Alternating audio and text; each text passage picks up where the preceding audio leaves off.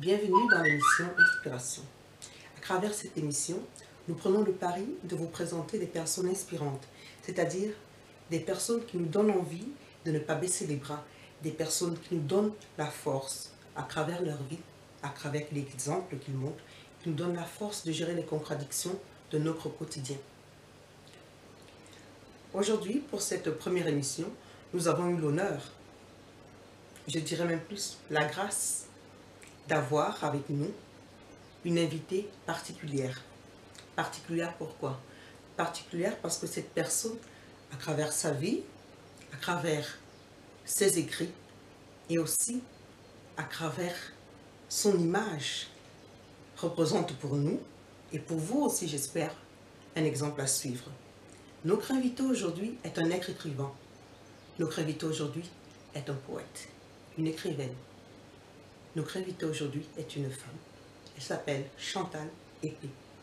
Nous l'avons rencontrée, elle a bien voulu nous rencontrer à l'ombre d'un arbre, assise, par terre, en toute simplicité, comme elle sait si bien l'être.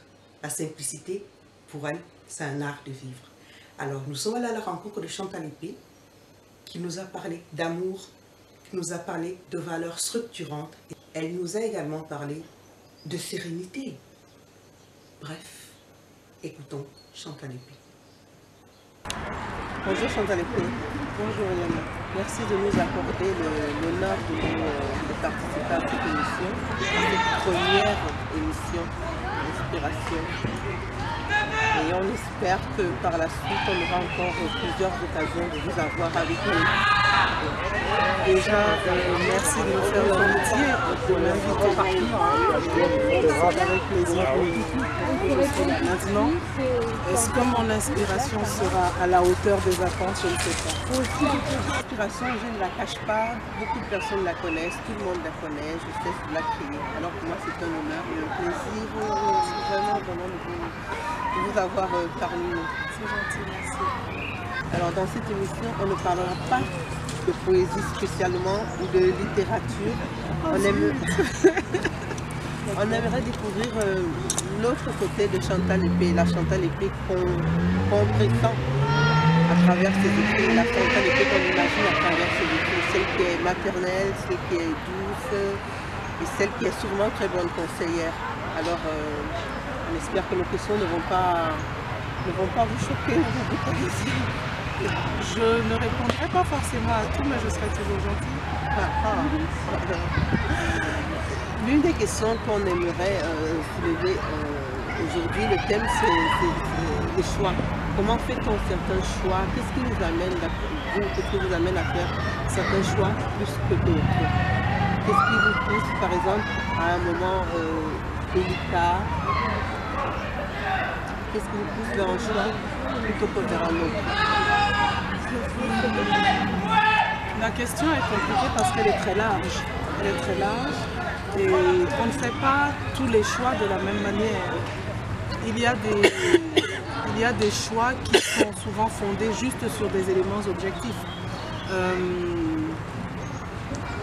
On envisage par exemple un changement de direction au niveau de sa carrière, on a envie de changer d'entreprise, on a envie, etc. On se base probablement déjà sur des éléments objectifs. Ça peut être des raisons financières, ça peut être des raisons d'intérêt de travail, ça peut être des raisons d'environnement professionnel, mais c'est souvent des choses objectives quand même. Quand ce sont des choix qui sont liés au cœur, on n'est plus forcément dans l'objectivité. Pour parler de moi, ce n'est pas l'exercice que je préfère. Parler de moi, ce n'est pas l'exercice que je préfère parce que je me connais suffisamment, donc je suis plus intéressée à connaître les autres. Mais pour parler de moi, je dirais que ce qui la boussole fondamentale, ce sont mes valeurs structurantes. Les choix que je fais ne doivent pas trahir ces valeurs structurantes-là, mais c'est très personnel. D'abord les valeurs, il est important de faire des choix qui ne nous trahissent pas, ce en quoi on croit, on espère, et peut-être un peu la foi aussi. Pour moi, c'est très important justement ces points-là, et j'ai conscience du fait que tout le monde ne fonctionne pas comme ça, mais je pense quand même que fondamentalement, à moins d'être quelqu'un Bon, j'ai tendance à abuser du mot psychopathe, je le sais. Bon, voilà. À moins d'être quelqu'un qui n'est pas très bien structuré, il est difficile de vivre en ayant conscience qu'on s'est trahi en permanence. Donc, quelles sont les choses qui sont fondamentales pour soi? Quelles sont les choses qui sont des non négociables en soi? Et après, bon, il y a aussi chez moi le sens du nous. Je ne suis pas uniquement dans le jeu. Est-ce que les choses que je fais vont contre les intérêts d'un ensemble? Peut-être qu'à des moments... C'est important de tenir compte de la présence des autres. Et des surtout, conséquences peut-être de nos choix dans la vie des autres aussi. dans la vie des autres et puis dans l'image peut-être quand on est aux premières lignes pour une raison ou pour une autre, parfois de manière un peu usurpée peut-être, mais la parole que l'on prend par exemple, on la prend mais ça n'engage pas que soi, donc quelque part aussi ces choix-là. C'est important de tenir compte des conséquences de nos choix. Enfin moi ça fait partie de mes valeurs structurantes, maintenant ce n'est pas un absolu. Nous avons parlé de choix, des valeurs qui nous construisent et qui consolident aussi notre personnalité. Justement, à propos de personnalité, vous avez une personnalité forte, vous allez me dire que vous ne vous êtes pas faite et que vous ne savez pas d'où ça vient, mais quand même, comment vous faites? Qu'est-ce qui en vous construit justement ce caractère, cette personnalité? Comment vous vous êtes construit au fur et à mesure de votre existence, je veux dire? Est-ce que vous avez dû faire face peut-être à des moments qui vous ont permis de vous structurer et de vous donner cette consistance qui est aussi bien interne et celle qu'on ressent? C'est difficile de répondre à ça parce qu'on ne peut pas être sur le balcon et se regarder passer en bas. Et là où vous voyez de la force, moi je connais les faiblesses aussi. Donc il y a des moments, je tombe, je me relève, je suis comme n'importe qui. Quand j'ai un chagrin d'amour, je pleure. Quand je regarde certains films idiots, je pleure. Voilà, donc je ne sais pas. Mais je crois que ce qui m'a... Si j'ai une solidité de mon point de vue, en dehors d'une foi forte qui est la mienne, j'ai des parents qui m'ont profondément aimée. Et ça m'a fondé de savoir que j'étais aimée de manière inconditionnelle par ces gens-là, qui avaient pour moi une importance extraordinaire. J'ai eu une mère qui pour moi est la femme absolue. Donc, j'ai vu une femme qui a été à la fois douceur et force. C'était un roseau qui pliait mais ne rompait jamais. C'était un roseau qui portait à l'intérieur un chêne en fait. Et peut-être que le fait de la regarder et de regarder les femmes de son entourage, les femmes de cet environnement m'a donné envie de leur ressembler. C'est possible. Je ne me suis jamais réellement posé la question. Maintenant, vous m'avez demandé s'il y a eu des épreuves qui... Oui, bien sûr, j'ai connu des trahisons assez sismiques au niveau relationnel et j'ai beaucoup pleuré parce que de toute façon... On a du mal à vous imaginer pleurant. Mais il suffit d'avoir deux yeux, hein. Il suffit d'avoir deux yeux pour pouvoir pleurer. Et l'humour et la politesse du désespoir, on ne pleure pas forcément en public. Mais ce que je veux dire, c'est que... les aléas de la vie nous révèlent à nous-mêmes. Il y a des choses qui se sont produites dans mon existence. Si on m'avait dit elles vont se produire, j'aurais fui. Mais elles sont arrivées et après je me rends compte qu'on s'est construit. Mais je suis entourée de beaucoup d'amour aussi. Et ça c'est ma force. L'amour des gens qui comptent pour moi, qui m'aiment, c'est mon refuge, c'est ma force. Et peut-être que le fait d'avoir cette fondation-là, d'avoir ces êtres essentiels, me donne de mettre les autres choses à leur juste place. Donc ça ne m'abat pas. Ça me secoue, mais ça m'a... Peut-être, je ne sais pas. Plié, mais pas coupé, pas cassé. Voilà. Jusqu'ici, je ne suis pas cassée, donc ça va. Ça va.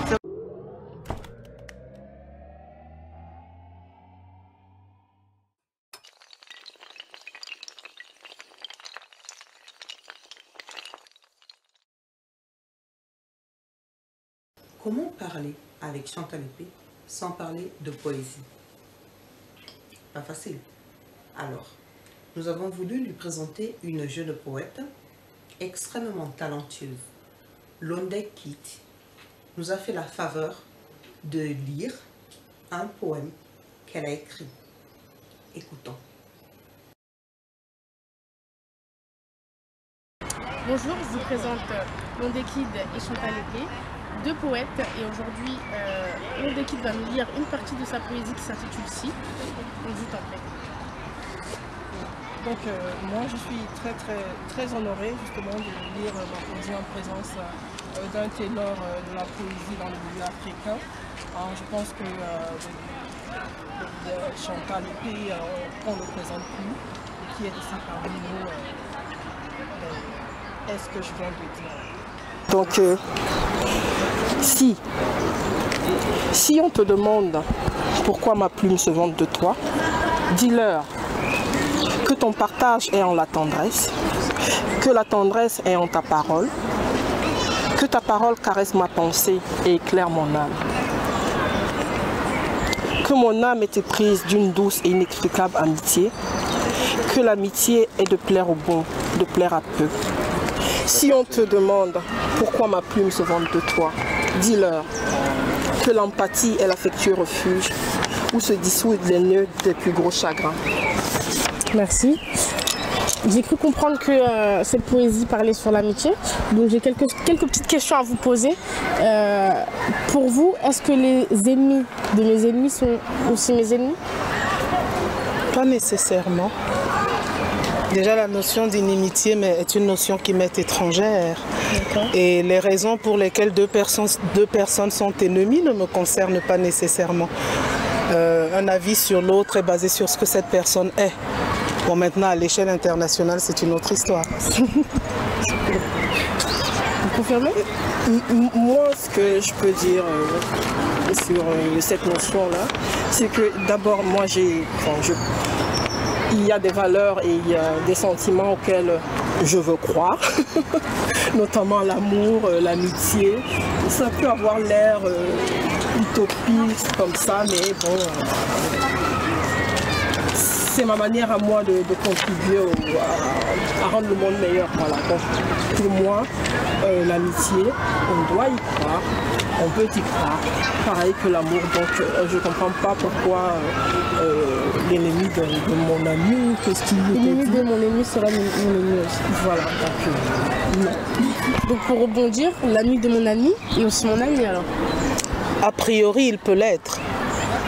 Si a priori il peut l'être, l'ennemi de mon ennemi peut aussi être mon ennemi. Non, il n'y a pas nécessairement de transitivité. Les raisons pour lesquelles vous êtes ennemi avec quelqu'un ne sont peut-être pas des raisons qui vous valorisent vous. Alors pour quelle raison je serais ennemi de la personne? Vous avez raison. Je ne sais pas, mais c'est ce que je pense. Et comment on peut faire, pardonnez notre différent âge, comment on peut faire aujourd'hui pour garder mes amis plus longtemps? Elle est peut-être spécialiste. Moi, je dirais qu'il faut juste être vrai. Il faut être soi-même, c'est-à-dire vrai.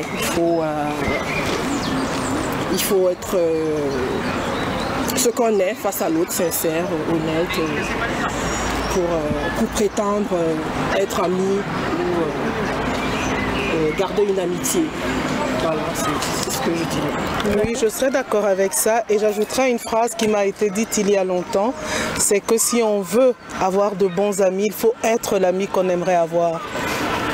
C'est une jolie phrase. Voilà. Je vous remercie beaucoup et bonne journée. Merci.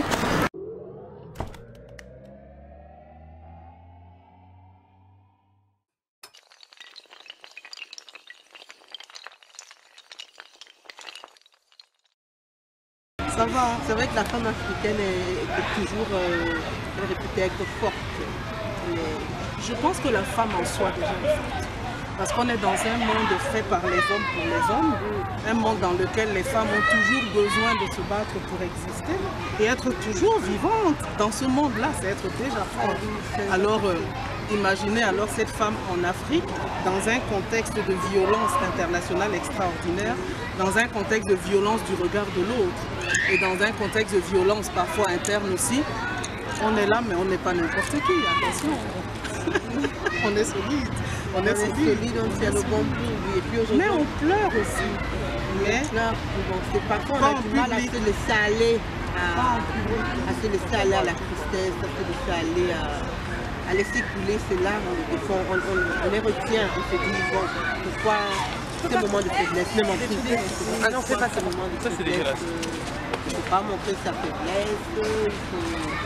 Moi, je ne suis pas de cet avis. Je pense que, mais ça c'est très personnel aussi, c'est peut-être lié au fait que j'ai fait des études de psychologie dans une autre vie, mais je pense que les choses, la violence que l'on absorbe, si elle ne sort pas d'une certaine manière, c'est la violence contre soi.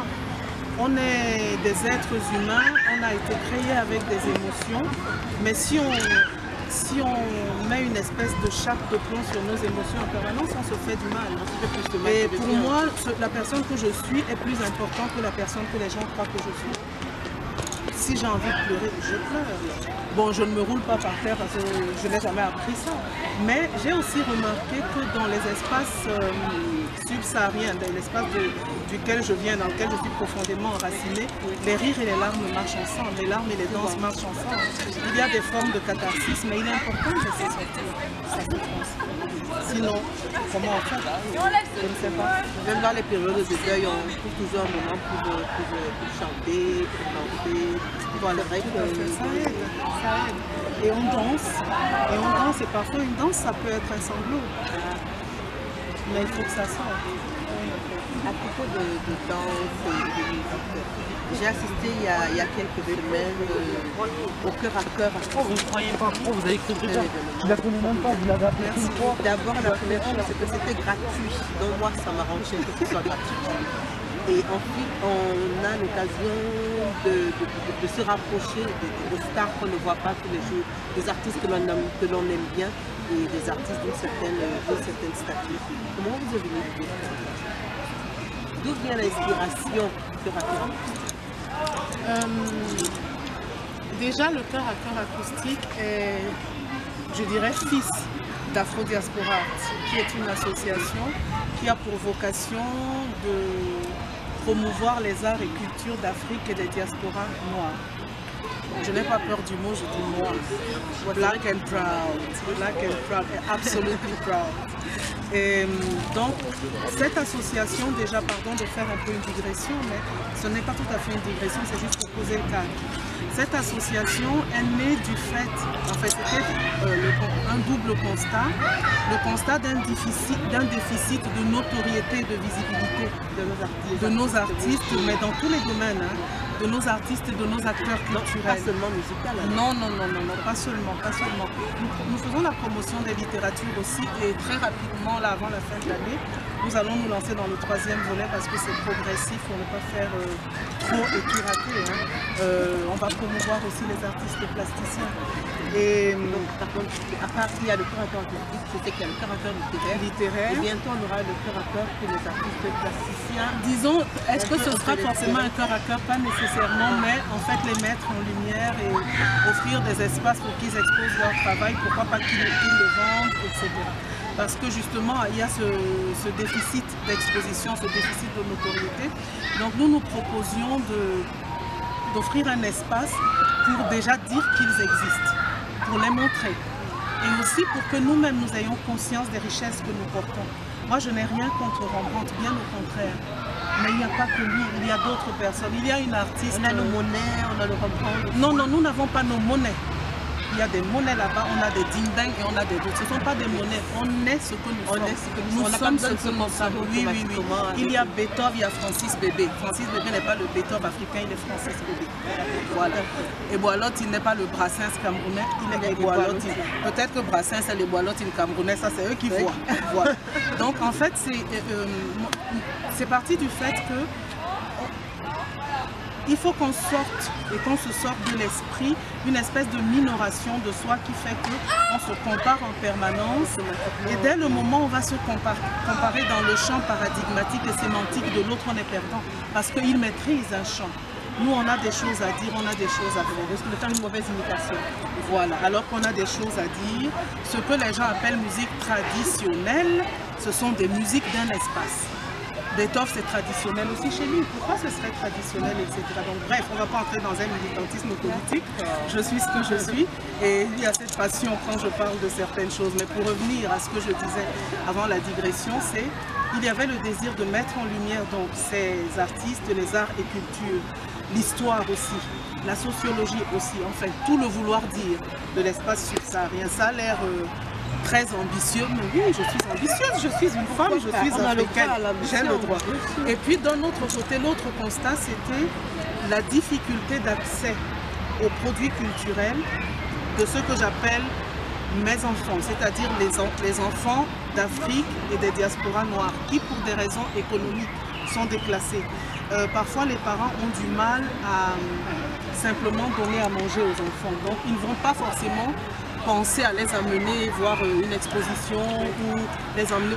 C'est juste, donc l'idée c'était de créer un espace qui à terme permettrait aux arts et aux cultures d'aller à leur rencontre.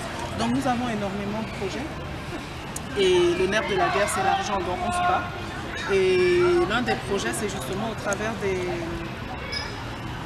d'Internet et des multimédias de permettre à un enfant, je dirais, de Japoma d'être aussi informé qu'un enfant de Marie-Galante et qu'un enfant de Paris, qu'un enfant de New York, et que parfois même ils puissent se retrouver ensemble autour d'un acteur culturel. À travers les réseaux sociaux, aujourd'hui, il n'y a plus de frontières. Ce n'est pas seulement les réseaux sociaux, mais c'est vraiment des rencontres qui peuvent permettre des classes croisées d'enfants de différents endroits. Et là, c'est maintenant un autre rêve d'Afro-Diaspora, c'est de faire tomber les barrières entre l'Afrique et ses enfants dispersés. Et cette dispersion a été ignorée parce qu'Afro-Diaspora, c'est l'Afrique et les diasporas. C'est pour ça que ça s'appelle Afro-Diaspora. Et justement, il y a des espèces de blessures de fondation, peut-être pas de fondation, mais des blessures fondées sur les razzias négrières et cette abomination qui s'est produite, qui est un crime contre l'humanité, contre les humanités, contre tout ce qu'on peut dire, et qui derrière a été suivi par des falsifications historiques monstrueuses, qui ont fait que des gens déjà se sont rétrécis à l'intérieur et ont vécu leurs semblables outre-mer comme des étrangers. Voilà. Donc le fait de rassembler autour des arts et des cultures peut nous donner de prendre conscience de toutes ces choses qui nous rassemblent, de réaliser que des fondements de la musique du Voka, on retrouve ça au Congo ou d'autres choses, et de se rendre compte qu'on est bien plus proche que différent. C'est ambitieux, mais c'est mon rêve. On a le droit à l'ambition, bien sûr. Même si on n'a pas le droit, moi je le prends. Ah bon, voilà. Oui, vous êtes comme ça, vous faites ce que vous voulez parce que... Non, pas tout à fait, parce qu'il y a des règles que je respecte quand même. Après, est-ce que vous avez un temps de surprise à nous réserver en dehors de tout ce que Diaspora nous apporte de formidable? Je sais qu'il y a une autre casquette. Est-ce que j'ai le droit d'en parler ou pas? Laquelle? La casquette, celle qui nous aide à avancer, celle qui nous aide dans, pas seulement la communication, mais dans l'élaboration de tout ce qu'on aimerait faire. Au niveau du consulting, oui, voilà. On peut. J'aimerais savoir. Moi, je le sais parce que j'en ai eu besoin, que j'ai besoin. Et dites-moi, comment est-ce que ça se passe? Où sont les bureaux? Comment est-ce qu'on fait pour venir vers vous?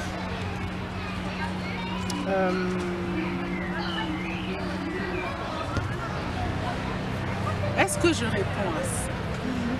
Ça, c'est ma dimension, mon métier.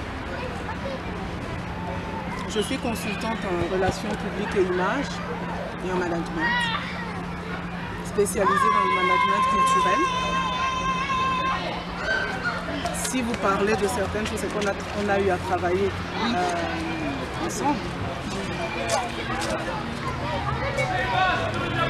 L'offre est très large parce que je cible les indépendants, les petites et moyennes entreprises pour travailler sur leur image, notamment l'image digitale, pour se servir des nouvelles technologies pour s'ouvrir de nouveaux marchés. Je travaille sur la communication, sur l'événementiel, il y a tellement de choses, donc ce serait large. C'est très large en fait. Non, ce serait large à dire et il faudrait beaucoup de temps pour détailler. Donc, mais il y a des offres. Il faut faire court. Est-ce que je peux dire que lorsqu'on a une entreprise ou qu'on est on va dire un personnage culturel, que l'on a besoin de travailler son image, sa communication, on peut s'adresser à nous. Voilà. Absolument. Évidemment que ce n'est pas gratuit parce que c'est mon travail. Bon, bien entendu, ce n'est pas gratuit. Bon, on mettra certainement la petite graisse, vous allez voir la graisse défilée sur votre écran. Mais ceci dit, j'aurais préféré que vous disiez ce que je suis capable de faire puisque vous l'avez. Ah, ça je le dirais certainement, je le dis très haut et je le dis toujours. Grâce à Chantal Épée, on a pu améliorer non seulement notre image, mais également notre qualité de travail. Et je vous en dirai certainement plus. Et vous aurez l'occasion de voir comment ça va s'améliorer de plus en plus dans les jours à venir. Certainement, parce que nous sommes toujours derrière elle en train de prendre plein de leçons. Non, pas derrière, à côté. À côté, d'accord, à côté. Merci.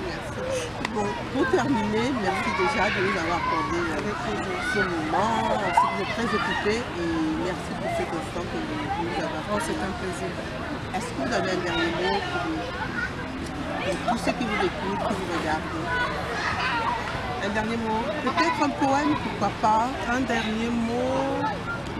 Est-ce que ce mot, je peux vous l'adresser à vous? Oui. Déjà, bravo Yana de cette initiative de Roots Talents, de voir grand, parce qu'il faut oser voir grand. Après, on peut ne pas arriver jusqu'à l'endroit où on veut aller, mais il faut voir grand, il faut voir grand. Et voir grand, ce n'est pas être arrogant. Voir grand, c'est avoir des rêves et puis aller vers ses rêves. Et merci de m'avoir fait l'honneur d'être la première invitée de Roots Talents. Donc je me sens un peu comme une marraine et j'en suis fière. Et je vous souhaite de croire en vos rêves toujours, de ne jamais vous arrêter quand c'est difficile. Parce que, comme je le dis quelquefois, les épreuves sont un trampoline pour aller plus haut. Je dis bravo à l'équipe. Je voulais citer des noms, mais je crains d'en oublier quelques-uns. Donc bravo à l'équipe. Il y a quelques-uns avec qui je suis connectée sur les réseaux sociaux, vous savez. Et je suis fière de voir comment le travail évolue. Et je sais que ça ira de plus en plus haut. Il n'y a pas beaucoup de médias qui commencent avec un magazine et qui, 6 mois après, décident de se lancer dans l'aventure télévisée. Moi, j'aime ça. C'est bien. Bravo. Et j'aime que vous soyez une femme, j'aime que vous soyez africaine, j'aime que vous soyez camerounaise. Bon, pardon d'avoir les yeux baissés, je lis. Donc le poème s'appelle « Dans l'encre de leurs rêves ». J'ai immergé mon cœur dans le sang des martyrs et j'ai trempé ma plume dans l'encre de leurs rêves. Des utopies écrites, des douleurs et des larmes habitent ma mémoire et me garde d'oublier. J'entends dans le silence des hurlements d'effroi, que des complaintes d'espoir parviennent à adoucir. Bien au-delà des eaux, ils ont rêvé l'Afrique et l'espoir d'un retour à relever leur tête. Ils voulaient s'échapper pour retrouver l'Afrique et investir leurs forces sur la terre de leur père. J'entends dans mes entrailles leur douleur et colère. Comme ils perdaient leur force à enrichir des maîtres. L'écho de leur courroux m'interdit de me taire et il me dit, c'est le temps que l'Afrique tombe des chaînes. Oui, j'ai immergé mon cœur dans les eaux de leurs larmes. Je me sais interdite de rester inactive. Les ruisseaux de leur sang réclament force et grandeur pour la terre de leur père qu'ils entendent encore mépriser. Puis notre terre a pleuré, ses enfants déportés, et des siècles durant elle a été violée. Investissons nos forces pour dépasser leurs rêves. Redonnons à l'Afrique le lustre qu'elle mérite. Pour notre descendance et en mémoire de nos pères, nous allons nous atteler à relever l'Afrique. Merci. Merci à vous qui avez suivi notre partage jusqu'à la fin. Nous espérons que vous avez apprécié. Si vous n'avez pas apprécié, personne n'est parfait. N'hésitez pas à nous faire des suggestions dans les commentaires ou à travers notre boîte email. En attendant notre prochain partage, je tiens à vous présenter le magazine Roots Talents. Nous avons à la une Chantal Épée, l'art des Cressois. Nous avons également Rukiata Ouegraogo qui nous parle de son parcours artistique et de ses prochains spectacles. Vous aurez aussi Freddy Bami, le talentueux artiste pop art qui nous fait part de son parcours également et plein d'autres surprises. Le magazine est disponible sur le site de Roots Talents.